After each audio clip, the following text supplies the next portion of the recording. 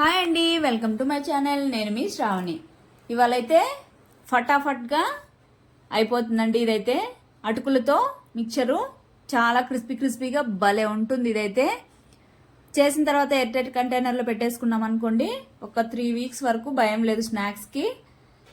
ముందుగా అయితే పాన్ పెట్టేసుకొని ఆయిల్ బాగా హీట్ అవ్వాలి. అయిన తర్వాత అటుకులు వేసేసుకొని బాగా ఇలాగ డీప్ ఫ్రై చేసేసుకొని స్ట్రైనర్లో వేసేసుకుంటే ఆయిల్ అనేది ఎక్కువ లేకుండా బాగా ఒడిగిపోతుంది ఇందులోనే. ఇక్కడ అటుకులు అయితే మందంగా ఉండాలండి. అటుకులు ప్లెయిన్ అటుకులు అయితే సరిపోదు. దీనికైతే మందంగా ఉన్న అటుకులు తీసేసుకొని మిక్చర్ చేసేసుకుంటే అలానే క్రిస్పీగా బాగుంటుంది. ఈవినింగ్ వచ్చారంటే పిల్లలు స్నాక్గా పెట్టేస్తే ఎంజాయ్ చేస్తారు బాగా ఇష్టంగా. మిగిలిన అటుకులు కూడా ఇలాగా డీప్ ఫ్రై చేసేసుకొని పక్కన పెట్టేసుకోవాలి.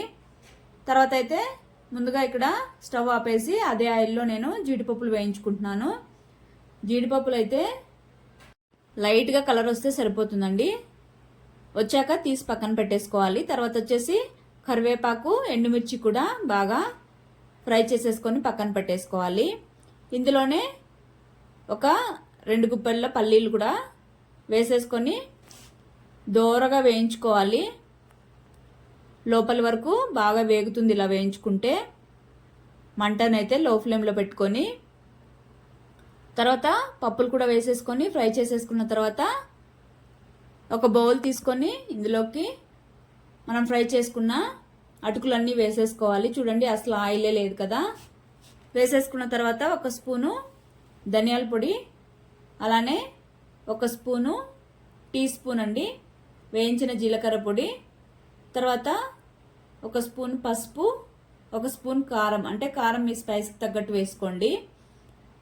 తర్వాత 1 స్పూను సాల్ట్ వేసేసుకొని అలానే మనం వేయించి పెట్టుకున్న డ్రై ఫ్రూట్స్ అలానే పల్లీలు అన్నీ వేసేసుకోవాలి. ఇందులోనే వేసేసుకొని బాగా మిక్స్ చేసేసుకోవాలి.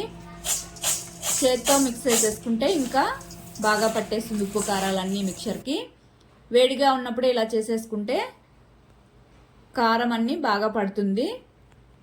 అంతే అండి, సింపుల్గా అయిపోయింది కదా. ప్రాసెస్ అయితే లెంతీ కూడా కాదు. ఆయిల్ చూడండి, నేను చూపిస్తున్నాను కదా, అసలు ఆయిల్ కూడా ఏం లేదు. తప్పకుండా అయితే మీరు ట్రై చేసి మీకు ఎలా వచ్చిందో కామెంట్ చేయడం మాత్రం మర్చిపోకండి. అలానే సబ్స్క్రైబ్ చేసుకోవడం కూడా అస్సలు మర్చిపోవద్దు.